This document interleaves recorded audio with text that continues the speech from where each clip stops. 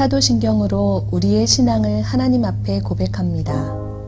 전능하사 천지를 만드신 하나님 아버지를 내가 믿사오며 그 외아들 우리 주 예수 그리스도를 믿사오니 이는 성령으로 잉태하사 동정녀 마리아에게 나시고 본디오 빌라도에게 고난을 받으사 십자가에 못 박혀 죽으시고 장사한 지 사흘 만에 죽은 자 가운데서 다시 살아나시며 하늘에 오르사 전능하신 하나님 우편에 앉아 계시다가 저리로서 산 자와 죽은 자를 심판하러 오시리라. 성령을 믿사오며 거룩한 공회와 성도가 서로 교통하는 것과 죄를 사하여 주시는 것과 몸이 다시 사는 것과 영원히 사는 것을 믿사옵나이다. 아멘. 오늘의 말씀 룻기 3장 14절에서 4장 6절 말씀입니다. 룻이 새벽까지 그의 발치에 누웠다가 사람이 서로 알아보기 어려울 때에 일어났으니 보아스가 말하기를 여인이 타작 마당에 들어온 것을 사람이 알지 못하여야 할 것이라 하였음이라. 보아스가 이르되 내 겉옷을 가져다가 그것을 펴서 잡으라 하매 그것을 펴서 잡으니 보리를 6번 되어 룻에게 지워주고 성읍으로 들어가니라. 룻이 시어머니에게 가니 그가 이르되 내 딸아 어떻게 되었느냐 하니 룻이 그 사람이 자기에게 행한 것을 다 알리고 이르되 그가 내게 이 보리를 6번 되어주며 이르기를 빈손으로 내 시어머니에게 가지 말라 하더이다 하니라. 이에 시어머니가 이르되 내 딸아 이 사건이 어떻게 될지 알기까지 앉아 있으라. 그 사람이 오늘 이 일을 성취하기 전에는 쉬지 아니하리라 하니라. 보아스가 성문으로 올라가서 거기 앉아 있더니 마침 보아스가 말하던 기업 물을 자가 지나가는지라. 보아스가 그에게 이르되 아무개여 이리로 와서 앉으라 하니 그가 와서 앉으매 보아스가 그 성읍 장로 10명을 청하여 이르되 당신들은 여기 앉으라 하니 그들이 앉으매 보아스가 그 기업 물을 자에게 이르되 모압 지방에서 돌아온 나오미가 우리 형제 엘리멜렉의 소유지를 팔려 함으로 내가 여기 앉은 이들과 내 백성의 장로들 앞에서 그것을 사라고 내게 말하여 알게 하려 하였노라. 만일 내가 물으려면 물으려니와 만일 내가 물으지 아니하려거든 내게 고하여 알게 하라. 내 다음은 나요. 그 외에는 물을 자가 없느니라 하니 그가 이르되 내가 물으리라 하는지라. 보아스가 이르되 내가 나오미의 손에서 그 밭을 사는 날에 곧 죽은 자의 아내 모압 여인 룻에게서 사서 그 죽은 자의 기업을 그의 이름으로 세워야 할지니라 하니 그 기업 물을 자가 이르되 나는 내 기업에 손해가 있을까 하여 나를 위하여 물으지 못하노니 내가 물을 것을 내가 물으라. 나는 물으지 못하겠노라 하는지라. 어제 함께 나눈 말씀에서는 보아스가 룻과 나오미를 책임지겠노라고 약속하였습니다. 그렇게 굳은 약속을 한 후 보아스는 혹시라도 룻이 음탕한 여인으로 오해를 받을까봐 아직 어둑어둑한 새벽에 그녀를 돌려보내게 됩니다. 룻을 배려하고 아끼는 그리고 사랑하는 모습에 매너 있는 보아스입니다. 보아스는 그녀를 빈손으로 보내지 않습니다. 오늘 본문 15절입니다. 보아스가 이르되 내 겉옷을 가져다가 그것을 펴서 잡으라 하매 그것을 펴서 잡으니 보리를 6번 되어 룻에게 지워주고 성읍으로 들어가니라. 보아스가 룻에게 준 6대의 보리가 어느 정도 양인지 정확히는 알 수 없지만 룻이 그것을 지고 갔다는 것을 볼 때 적지 않은 양이었음을 짐작할 수 있습니다. 이렇게 보아스는 룻과 나오미를 환대하고 그들의 필요를 채워줍니다.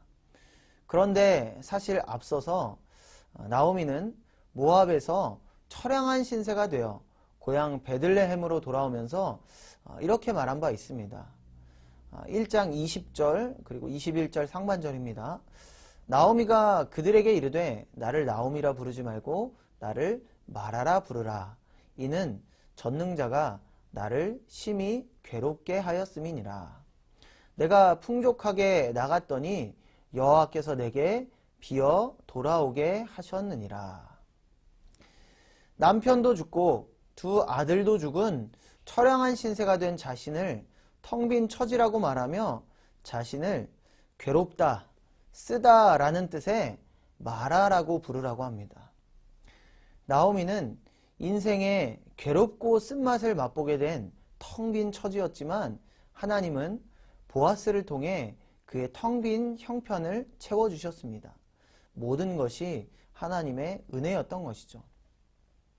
한편 나오미는 룻을 보아스에게 보낸 후에 일이 잘 진행되는지 밤새도록 궁금하기도 하고 염려도 되었을 것입니다. 새벽이 되어 돌아온 룻을 밤새 뜬 눈으로 기다렸던 나오미는 그녀가 돌아오자마자 일이 잘 진행되었는지를 묻습니다. 룻이 모든 일을 다 말해주자 나오미는 안심하며 이렇게 말합니다. 18절입니다. 이에 시어머니가 이르되 내 딸아 이 사건이 어떻게 될지 알기까지 앉아 있으라. 그 사람이 오늘 이 일을 성취하기 전에는 쉬지 아니하리라 하니라. 룻에게는 앉아 있으라 말하고 그 사람, 즉 보아스에게는 이 일을 성취하기 전에는 쉬지 않을 것이라고 말하는 이 말이 대조를 이룹니다. 이제 룻은 자신의 할 일을 다 했기 때문에 앉아서 기다리라고 나오미는 말합니다. 그와는 대조적으로 나오미는 보아스가 룻을 아내로 맞이하기 위해 기업 물음의 규례에 있어 해결해야 할 일을 속히 처리할 것을 믿고 있었습니다. 나오미의 말대로 보아스는 날이 밝자마자 룻과의 결혼을 위한 기업 물음의 규례를 처리하기 위해 바쁘게 움직입니다. 왜냐하면 기업 물음에 있어 보아스보다 우선순위에 앞선 사람이 한 사람이 있었기 때문입니다. 보아스는 그 사람을 찾아갑니다. 그리고 장로 10사람을 증인으로 모시고 나오미와 룻에 대해 이야기하고 그에 따른 기업 물음의 규례에 대해 말합니다. 오늘 본문 4절입니다. 내가 여기 앉은 이들과 내 백성의 장로들 앞에서 그것을 사라고 내게 말하여 알게 하려 하였노라.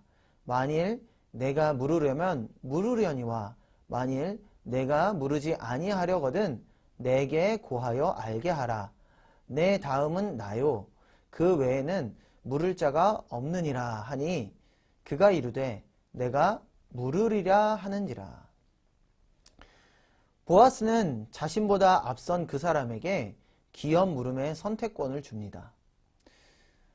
만약 그가 기업을 물으지 않는다면 자신이 기업을 물으겠다고 선포합니다. 그런데 보아스보다 앞선 자가 자신이 그 기업을 물으겠다고 말합니다. 그런 그에게 보아스는 기업 물음의 규례의 중요한 점을 한 가지 상기시킵니다. 5절입니다. 보아스가 이르되 내가 나오미의 손에서 그 밭을 사는 날에 곧 죽은 자의 아내 모압 여인 룻에게서 사서 그 죽은 자의 기업을 그의 이름으로 세워야 할지니라 하니. 기업을 물으기 위해서는 나오미에게서 밭을 사야 하는데 나오미에게서 밭을 산다라는 것은 죽은 자의 아내, 즉 룻에게서 밭을 사는 것이고 그 밭을 사는 기업 물으는 자의 자신의 이름이 아닌 죽은 자의 이름, 즉 룻의 남편의 이름으로 세워야 한다는 중요한 사실을 보아스는 강조합니다. 이 말을 듣고 기업을 물으고자 했던 그 사람은 당황하게 됩니다. 말하자면 자신이 사는 밭이 자신의 명의가 되는 것이 아니라 다른 사람의 명의가 되어버리는 것이기 때문이죠. 그것은 분명히 자신에게 손해가 되는 일이었습니다. 여러분 한번 생각해 보시기 바랍니다. 내가 돈을 주고 어떤 물건을 샀는데 그 물건이 내 것이 되는 것이 아니라 다른 사람의 소유가 된다면 그 물건을 돈을 주고 사시겠습니까? 아마도 그렇게 할 사람은 없을 것입니다. 보아스의 기업 물음의 규례를 들은 그 사람은 결국 이렇게 말합니다. 6절입니다. 그 기업 물을 자가 이르되 나는 내 기업에 손해가 있을까 하여 나를 위하여 물으지 못하노니 내가 물을 것을 내가 물으라. 나는 물으지 못하겠노라 하는지라. 자신에게 손해가 가는 일을 하지 않겠다라는 것이죠. 어떻게 보면 당연한 일일 것입니다. 내가 잘 알지도 못하는 사람을 위해서 손해를 감수하고자 할 사람은 없겠죠. 그러나 그 손해를 감수하는 사람이 있었으니 바로 보아스였습니다. 신실하고 자비로운 사람이었던 보아스는 룻과 나오미의 이야기를 듣고 감동을 받아서 룻을 사랑하게 되었습니다. 보아스는 손해를 보아야 함에도 불구하고 룻과 나오미를 위해 기꺼이 그 손해를 감수하기로 결정합니다. 결국 보아스가 기업을 무르게 되었고 그들은 결혼을 하게 되었습니다. 나오미와 룻 그리고 보아스 모두가 그토록 바라던 일이 이루어진 것입니다. 자비와 사랑이 만들어낸 아름다운 결혼이었습니다. 이 결혼으로 인해 모두가 행복했고 룻과 보아스는 다윗 가문에 이름을 올리게 되었습니다. 이보다 아름다운 결말이 있을까요? 오늘 말씀을 통해 우리는 무엇을 깨달을 수 있을까요? 그것은 바로 사랑은 기꺼이 손해를 감수하는 것이다 라는 것입니다. 그것이 바로 진정한 사랑인 것이죠. 그 사랑을 룻기를 통해 우리는 살펴보았습니다. 또 예수님께서 우리에게 몸소 보여주셨습니다. 예수님은 하늘 보좌에 앉아 계셨지만 그 모든 것을 포기하고 기꺼이 손해를 감수하시고 이 땅에 오셔서 십자가의 고난을 받으셨습니다. 그 사랑이 아니었다면 우리는 영원한 형벌을 받을 수밖에 없었지만 그 사랑 덕분에 우리가 구원을 받을 수 있었습니다. 오늘 이 말씀을 들은 우리 모두가 그 사랑을 본받기를 원합니다. 룻기를 통해서 그리고 예수님을 통해서 배운 그 사랑을 다른 사람에게도 나누어 줄 수 있는 아름다운 사람이 되기를 원합니다. 그래서 저와 여러분을 통해 하나님의 사랑이, 예수님의 사랑이 흘러가게 되기를 주님의 이름으로 축원합니다. 기도하겠습니다. 하나님, 룻기를 통해 진정한 사랑이 무엇인지 배우고 깨닫게 하시니 감사를 드립니다. 또한 예수님의 그 희생을 통해 진정한 사랑이 무엇인지 깨닫게 하시니 감사를 드립니다. 진정한 사랑은 기꺼이 손해를 감수하는 것입니다. 하나님, 우리도 이 삶을 본받게 하여 주시옵소서. 나의 손해를 감수하고서라도 아버지 기꺼이 희생하고 또 용서하는 것, 그것이 진정한 사랑인 줄로 믿습니다. 우리가 주님께로부터 받은 그 사랑을 우리도 또한 흘려보낼 수 있도록 주님 도와주시옵소서. 우리들의 마음에 사랑을 허락하여 주셔서 그 사랑이 널리 퍼져갈 수 있도록 우리를 아름답게 사용하여 주시옵소서. 그래서 진정한 하나님의 사랑을 널리 전파하며 또 하나님을 기쁘시게 해드리는 우리 모두 되게 하여 주시옵소서. 감사드리며 예수님의 이름으로 기도드립니다. 아멘. 주님이 가르쳐 주신 기도로 예배를 마칩니다. 하늘에 계신 우리 아버지여, 이름이 거룩히 여김을 받으시오며 나라가 임하시오며 뜻이 하늘에서 이루어진 것 같이 땅에서도 이루어지이다. 오늘 우리에게 일용할 양식을 주시옵고 우리가 우리에게 죄 지은 자를 사하여 준 것 같이 우리 죄를 사하여 주시옵고 우리를 시험에 들게 하지 마시옵고 다만 악에서 구하옵소서.